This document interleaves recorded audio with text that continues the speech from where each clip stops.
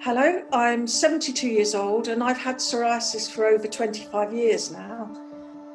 When you think of psoriasis, you initially think of patchy, red, itchy skin, which was true for me as well, of course. When you start to see your nails becoming affected, it's a really big shock. I was in my 40s when I noticed my nails changing. It hadn't been an overnight thing, but gradually yellow and dark crusts appeared on a few of my fingers. The psoriasis on my arms and shoulders, I could easily enough cover up, but you can't do that with your fingernails. They're out there for everyone to see.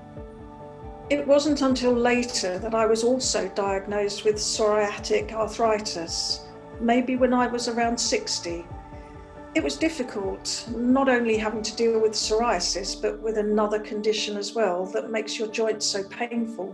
Although I wasn't as active, obviously, at that time in my life, it was still very difficult. There were still things I wanted to do. It does hold you back. It's a painful condition. Getting in and out of bed can be quite painful. I volunteer at the local charity shop. My colleagues would see me come in and think everything was fine, but it wasn't. I looked fine, but I often felt, so tired. My joints would ache and some of my toenails were missing. I've always looked forward to my volunteering at the store. I'd retired in my late 50s, so I had enough free time, but it was a tough period with them not understanding what I was dealing with. I kept it all to myself all the time. And it just makes you quite introverted in that way and afraid to share with people. That's how it was. The moment that really shook me was when the family had come over one day, and my daughter came with my two grandchildren, and the children looked at my nails, and I had a t-shirt on so they could see my arms as well, and so, "Oh, Grandma, what's wrong with your skin?" And I went to pick up my little granddaughter, and she sort of backed away and didn't want me to pick her up. And I think it was one of the worst moments of my life, to be quite honest. It was a real turning point for me, that moment. I still took a little bit of persuasion to go to the doctor, who consequently referred me to a dermatologist and a rheumatologist. We went through the list of my symptoms together and discussed them thoroughly.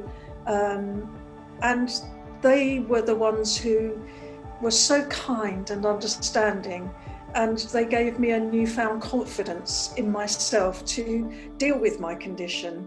There is no cure, obviously, but we looked at several possible treatment solutions to make it as easy as possible to live with this.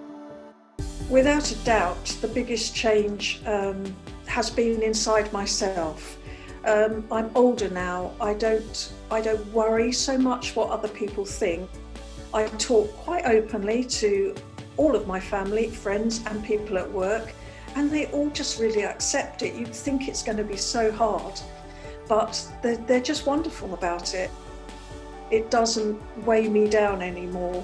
I've got it, I deal with it, and it doesn't ruin my life.